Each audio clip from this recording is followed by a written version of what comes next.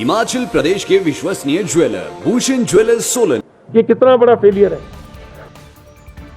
Akhil Bharatiya Congress committee के राष्ट्रीय सचिव बनने के बाद पहली बार रघुवीर सिंह बाली शिमला पहुंचे, जहां राजीव भवन में उनका गर्मजोशी के साथ स्वागत किया गया।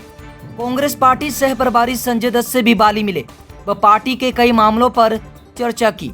शिमला में मीडिया से रूबरू होते हुए आरएस बाली ने बताया कि सरकार कोरोना की स्थिति से निपटने के लिए असफल रही है।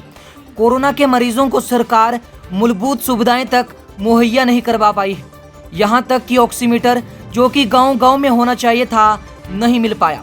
सुविधाओं के अभाव में कई लोग दम तोड़ गए। हिमाचल का पॉजिटिविटी रेट देश ही नहीं पड़ोसी राज्यों के मुकाबले बहुत ज्यादा रहा। सरकार के कुप्रबंधन की वजह से लोगों को वैक्सीन तक नहीं मिल रही है। ये राष्ट्रीय स्तर पे दायित्व जब भी आपको मिलता है, बहुत सारी जिम्मेवारी लेके आता है। तो एक तो जिम्मेवारी हुई है बहुत बड़ी, आपको राष्ट्रीय स्तर पे एक काम करने का मौका है और अब अलग प्रदेश में जाके काम करने का मौका है। पार्टी को किस तरह से आपने जो सीखा है अपने नौजवान जीवन से, NSUI से जो आप सीखते आए हैं, यूथ में सीखा है, अब बड़ी कांग्रेस में सेक्रेटरी बन के और प्रदेश का को इंचार्ज बन के आपको बहुत कुछ उन चीज़ों को, अनुभव को आगे और बहुत सारी चीज़ें और करने की ज़रूरत होती है। उसको करने में परिश्रम कर रहे हैं, काम कर रहे हैं।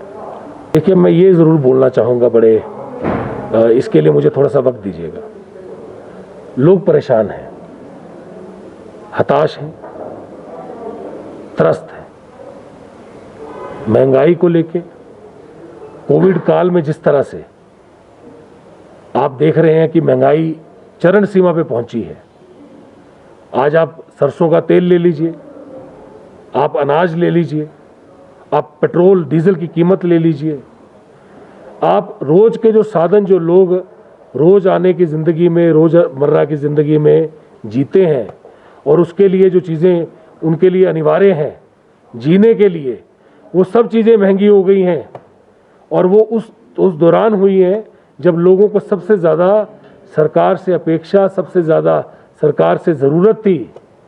सरकार को उनके साथ खड़े होने की ज़रूरत थी। जो वायदे किए गए थे कि अच्छे दिन आने वाले हैं, वो अच्छे दिन तो नहीं आए, ऐसे दिन ज़रूर आ गए जिसमें लोग त्रस्त हो गए, परेशान हो गए, मजबूर हो गए। आज बेरोज़गारी की समस्या को देखिए। जो लोग कोविड के कारण इतने सारे वापस आए, जो लाखों की संख्या में आपके प्रदेश में, हमारे प्रदेश में वापस लौटे हैं, उन लोगों को किस तरह से दोबारा रोजगार दिया जाएगा, उनके घर की रोटी किस तरह से चलाई जाएगी, उसके ऊपर काम करने की ज़रूरत है। उस पर सरकार पूरी तरह से विफल हुई है। सिर्फ इस पे ही नहीं, अगर आप आगे जाके देखें, जो पलायन हुआ, जो मजदूर गए, जो यहाँ से बाहर चले गए, आज उनको लाने के लिए दुगने पैसे खर्चने पड़ रहे हैं, तब भी वो नहीं आ रहे हैं। उनको किस तरह से लेके आना, उसकी ज़रूरत है। काम किया, उसके ऊपर उन्होंने मेहनत की, आप तब भी नहीं कर पाए।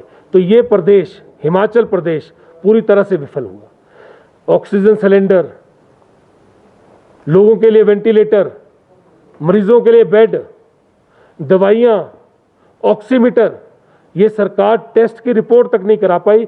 और ये एक इकलौता, बहुत कम राज्य हिंदुस्तान में ऐसे होंगे जिन्होंने इस तरह से फेल हुआ, जिनका सिस्टम। ये इकलौता ऐसा प्रदेश है जहां पे सिर्फ गवर्नमेंट के हॉस्पिटल में जाके टेस्ट कराना पड़ता है, किसी लैब को परमिशन नहीं दी गई। सरकार की इतनी सोच नहीं रही कि हमको लोगों को टेस्ट की सुविधा देनी है। आपने ऑक्सीमीटर क्यों नहीं दिए? आपने लोगों को वो सुविधा क्यों नहीं दी जो आप दे सकते थे? आज कांग्रेस पार्टी इतना बड़ा मुहिम चला रही है, सांसें हैं तो संसार है के माध्यम से, जिसमें वो हर पंचायत में ऑक्सीमीटर दे रही है, ताकि अगर कोई ऐसी घटना दोबारा से पंचायत में हो तो उनके पास पंचायत में एक ऑक्सीमीटर हो। ये कितना बड़ा फेलियर है।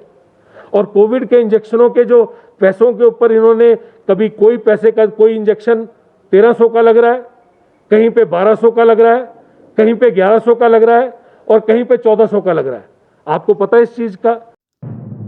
उज्ज्वल हिमाचल के लिए शिमला से ब्यूरो। बुडामल ज्वेलर्स पालमपुर, भरोसा उम्र भर का।